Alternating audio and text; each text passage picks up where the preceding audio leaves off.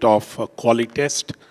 Qualitest happens to be our platinum sponsor. Thank you, sir. And Qualitest is a pure play US testing company in the Gartner quadrant. And I am looking at the brochure. I think it's the world's largest pure play testing company. A big round of applause to Mr. Chandrasekhar and the team. They are in business assurance. They are in managed testing solutions. They are also in outcome-based testing, OBT. And they've got 2,500 testing professionals worldwide. And what they do is QA and testing. So may I have Mr. Chandrasekhar, the VP of Qualitest, to come and share his presentation. A very big round of applause again to Chandrasekhar.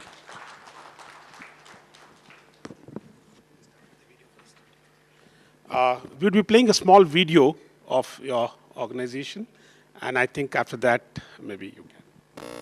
You an incident, yeah. So, my son, who would like to order a textbook, yeah, through online. So nowadays, kids, so they'll pick up either dad's phone or mom's phone, and go to some Amazon, whatever, the site, and order a book, and see the delivery date. When is the delivery date? Is it tomorrow? Is it today? Is it an hour? That's what is an expectation. 10 years ago, this was not the expectation. If I, when I used to do my engineering or an MBA, sorry. Okay. Wait. So I used to, at that point of time, it was not that great, of what I call as, wisdom to talk about internet and things like that. So I used to go to a bookstore, somewhere 4 or 5 kilometers away, and let's say if I want engineering physics, let's say, and the shopkeeper used to tell me it will take a few hours of time. It'll take few days because the that particular book is not in stock. So I used to wait for days. Okay, this was 10, 15 years ago. But the trend, the customer expectations, the trend is changing. The expectations are great. Yeah, if you order something now, you expect the delivery date or the delivery to happen in next 1 hour, 30 minutes, etc. And if somebody orders a pizza online, they expect the delivery date to be in minutes, 30 minutes. And the organizations are, because of the competition, because of some other external factors, which we call as business drivers, they are bound to do that. Otherwise, they lose business. The same thing happened when my son said, the delivery date is 3 days from today. He said, no, I can't wait. I want tomorrow. Go to Amazon Prime. With, you have an option to choose a delivery date. So these are the customer expectations, at this point of time. So as we move on, the customer expectations are moving. Who are customers? We. The communities in which we are living, our kids. We are the customers for the businesses. So customer expectations are ever increasing, and the businesses need to understand these expectations and to provide better customer satisfaction. Otherwise, they lost sales and they lose the business. Yeah. So that's the reason, as part of they are developing strategies, business models, business strategies, in considering customer satisfaction, customer engagement. At one time, we used to have we used to go to brick and mortar stores to buy clothes. Now, I see that less number of brick and mortar stores and more of online purchases. So this is what is the customer demands are going ahead, are moving on. So to keep this, to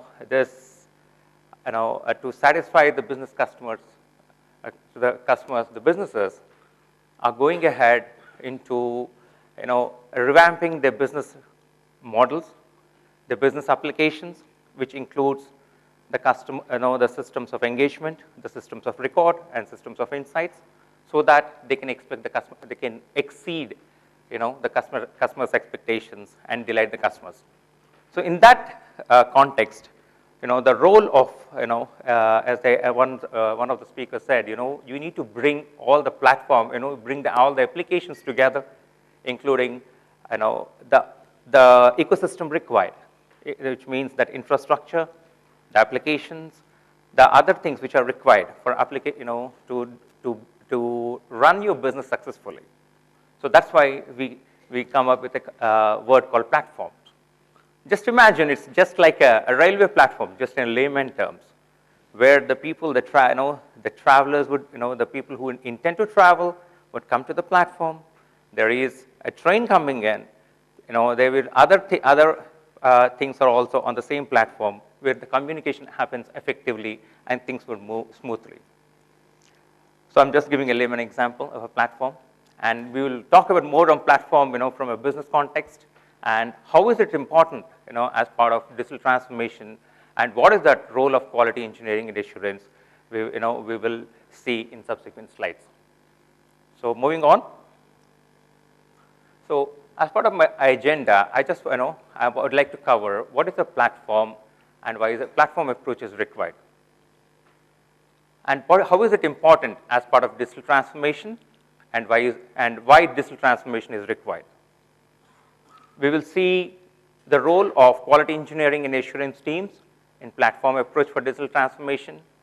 I'm going to talk about the challenges, what the QEA team faces as part of platform approach, and what are the opportunities for the QEA teams, and what are the proposed priorities for QEA teams moving forward. And I'm happy to take questions at the end of my conversation. So moving forward, so what's a platform? So as I mentioned, we need to bring the applications and the other, the infrastructure and the other required ecosystems in one, what I have to say, on one table, so that the communications happen smoothly and the users from a business perspective execute the business process successfully, and with a little bit of lag and providing better customer satisfaction and customer engagement. A platform approach, basically gives a flexible, structured, and scalable foundation, and it is, going to bring in the process changes smoothly. And probably I will give you an example and talk about it. It's basically nothing. I'm not a favorite of any technology as such, but taking care of the enterprise applications, which I have been for the past 24 years, predominantly SAP. So SAP is an enterprise application which brought this Leonardo platform. So as I mentioned, in my earlier example, the customer expectations are increasing. The business models need to be changed from a business perspective. So they would like to bring all the applications, which are predominantly systems of engagements, records, and insights onto a platform, so that they will have better customer engagement and provide better customer satisfaction. These are the two buzzwords which you use from a business perspective, which I'm using. Yeah. So if you see that most of the applications from an SAP perspective, which we call as modules, which include material management, sales and distribution, plant maintenance, production planning, customer relationship management, et cetera, et cetera. So that are basically our systems of record and systems of engagement, which are the top portion, the business transactions, which include digital business planning, digital logistics, digital product innovation, digital manufacturing, and digital operations. And if you talk about the new age technologies, which include machine learning, blockchain, big data, Internet of Things, data intelligence, and analytics. So how to bring in the age-old systems, which we call SAP Enterprise Core Edition, to bring in new technologies into the same platform. That's the reason to build this SAP Leonardo platform. We have the best of the business processes which are executed in SAP ECC, and best of the breed technologies or the new age technologies, using that to bring in innovation as part of our applications. So this platform has been used. So how is it important or relevant in digital transformation? And what is digital transformation, by the way? So as I mentioned, in the earlier example, to reinvent the business models, to come up with, better strategies and technologies to meet the expectations of the clients. So we need to have better business models, better, innovative, innovative deliveries, and to engage the customers using the new age technologies, which include AI, RPA, IoT, etc. This is what is, basically, that's what even the definition says, exploiting the digital technologies and supporting the capabilities to create robust new digital business models. That's what the Gartner's definition of digital transformation. And it enables organizations to create customer satisfaction, top line growth, basically the revenues, and customer touch points. If you talk about customer touch points, I'll give you an example. At one point, we used to go to a cloth store and, buy clothes. But today, people want to have an app saying that, okay, this is what my shirt size, my collar size is 15 and a half, and the waist is 32, etc., etc. I would like to feed in that information before I go to a cloth store. My information has to pass on to the retailer so that when I enter into the cloth store, I expect the retailer to show what is that I'm looking for. Is it an Arrow shirt? Is it a Van Heusen or a Louis Philippe, whatever it is? This is what is the expectation. How that is possible? Using digital transformation. That is, that's the reason the businesses are engaging more and more, investing more and more into digital transformation to have, globalization, process digitization, improving their, performance as part of the business processes. So I'll just one more example. I'll take, predominantly SAP's digital transformation platform. If you see that, in an SAP digital transformation platform, you have the SAP Leonardo, which I talked about. It's basically to engage or to have new age technologies into the ecosystem, and to have the age-old ECC, that is the ECC Enterprise Core Edition, whether there are many versions to it, which talks about CRM, SRM, enterprise warehouse management, etc., onto a HANA platform. Basically, this is the HANA engine, and it's an which would increase your, faster, which would increase your executive business processes much faster than what you have been doing in SAP ECC. And you have the SAP B4 HANA platform, you have a cloud platform on which you have cloud applications, you have business services, mobile services, etc., etc. And you have other applications which include SAP Concur, Ariba, Hybris on different other platforms.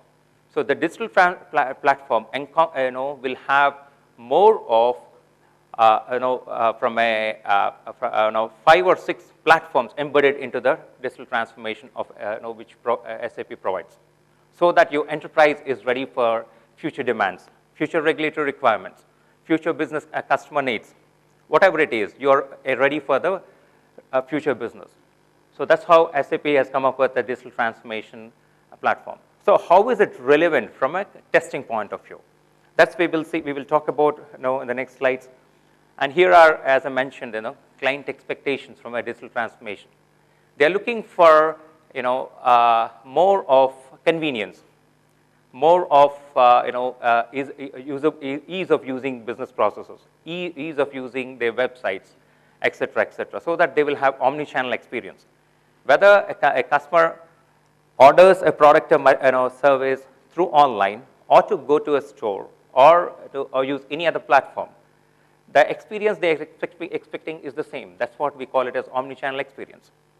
That's and they want using digital transformation, will have more engaged and empowered employees as part of the organization within the organization, and we will have the top line growth, and enterprises can expect improved customer experience, and this is what basically the digital transformation would bring in. Moving on. So what is the role of QA? This is what most important for us, the guys who are here. from a quality engineering and perspective, quality engineering and assurance team's perspective, what is that, the challenge we would face as part of this platform approach for digital transformation? Some of them I listed. So increasing of the testing complexity. What it means. For example, there are many applications, we have as part of our systems of engagement, systems of records, and systems of insights.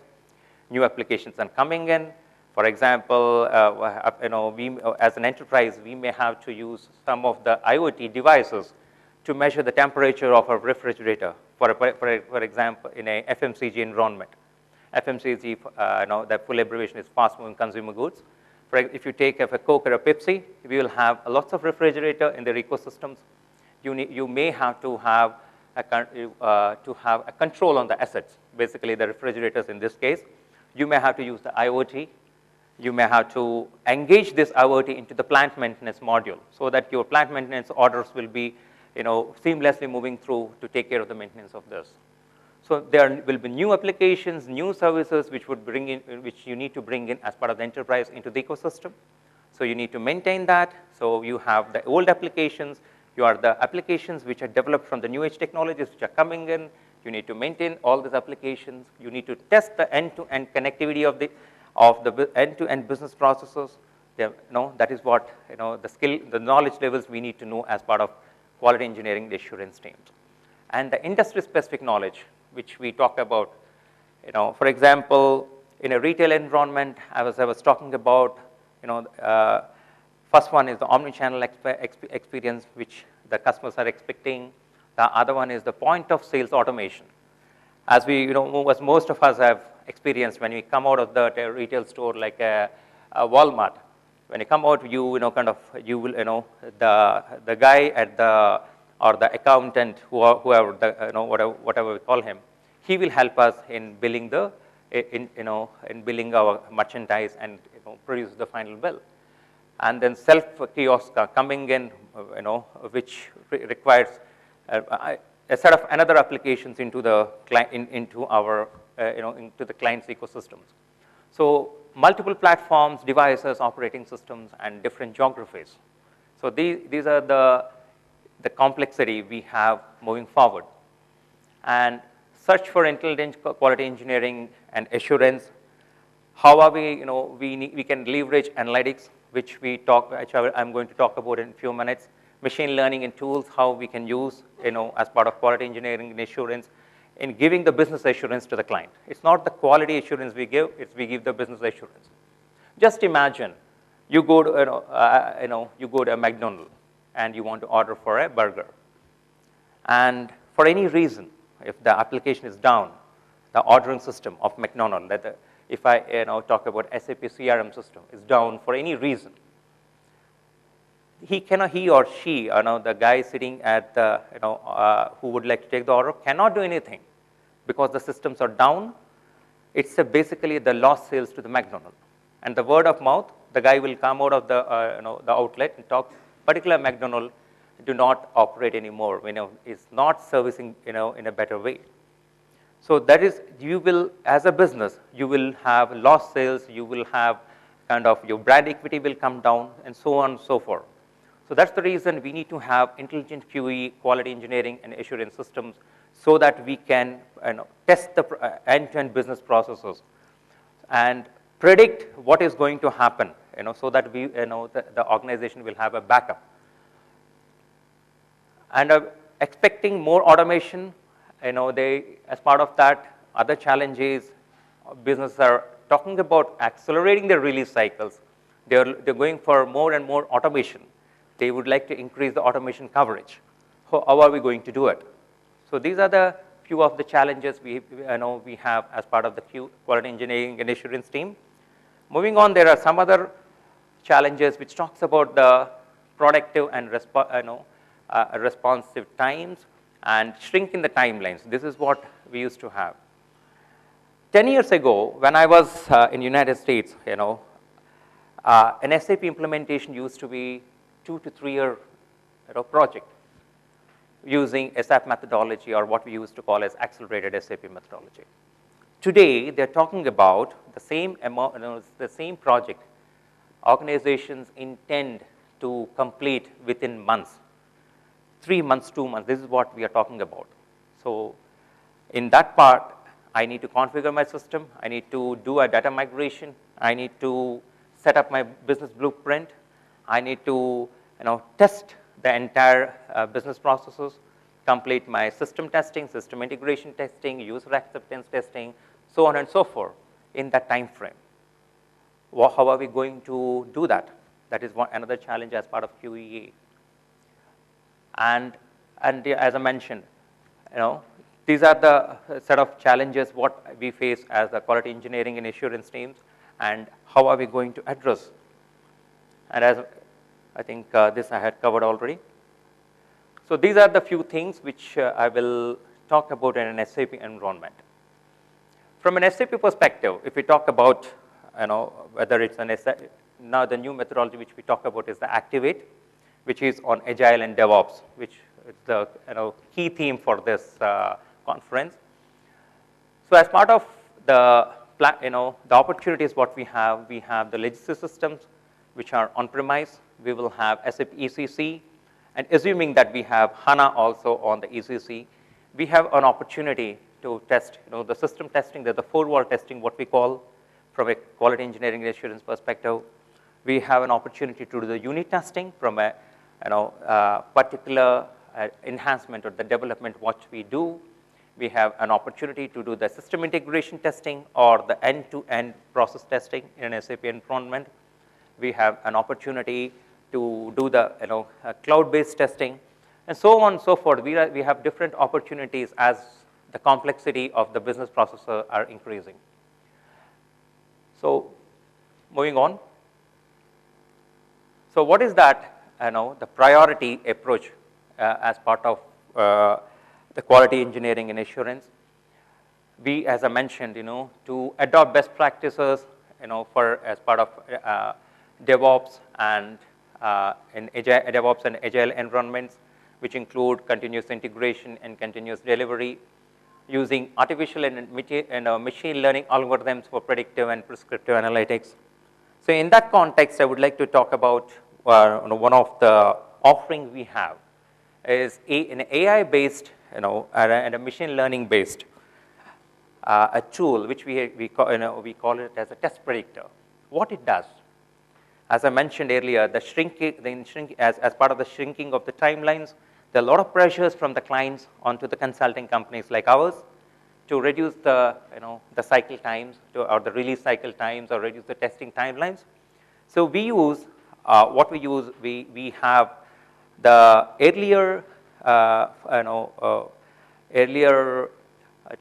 testing reports, earlier testing scenarios, and earlier defect reports. All this information which was which we will fit into this AI predictor tool, test predictor tool, and we have machine intelligence, which would basically an algorithm would kick in and take that all the inputs what we have provided to the system, and would give you these are the business critical scenarios which you need to test as part of your ST, SIT, whatever it is, so that it would be easy for a consulting company to do this part of testing, including the regression.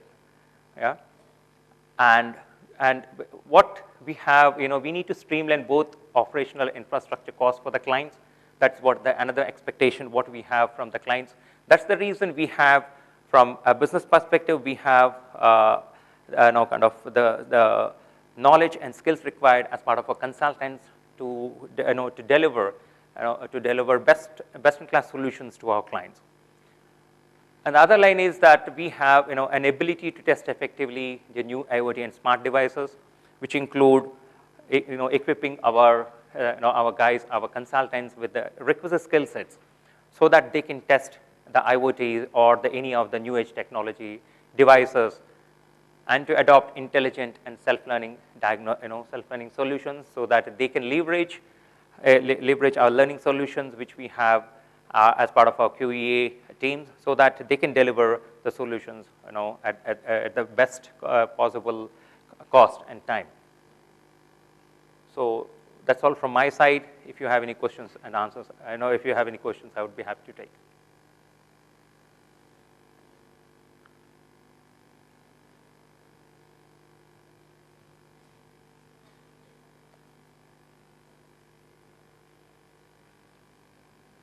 Sorry, I'm not a technical guy. Sorry for that. So it's basically what we are trying to, as part of QEA, moving forward, yes, we know that there are disrupting technologies which would, which would be changing the businesses, which who are our potential clients at this point of time.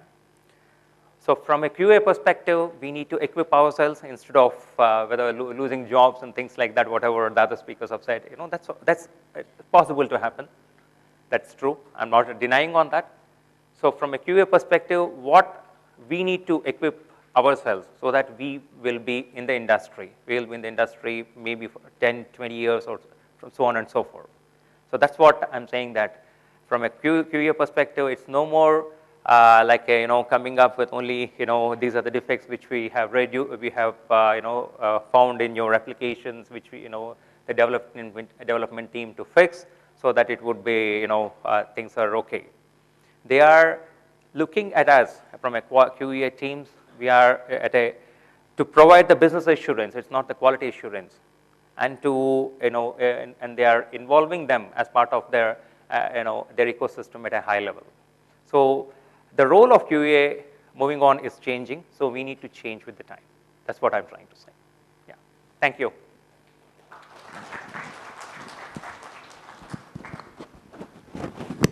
Thank you very much, Mr. Chandrasekhar. I think you are around till lunch. If there are any questions for him, we can take in the panel round. Okay. So how is it going? How is the Josh? How is the Josh? Want a tea break? I didn't listen. Okay, you're going to getting a tea break. Okay, so we are just changing the schedule. We'll have a tea break for 15 minutes, Siddharth. Okay, 15 minutes, you are back again for a very interesting panel round moderated by Divakar. I think let's have a cup of tea and get energized and be back. That makes sense? Thank you. A small token of appreciation to Mr. Chandrasekhar from Unicom. Please.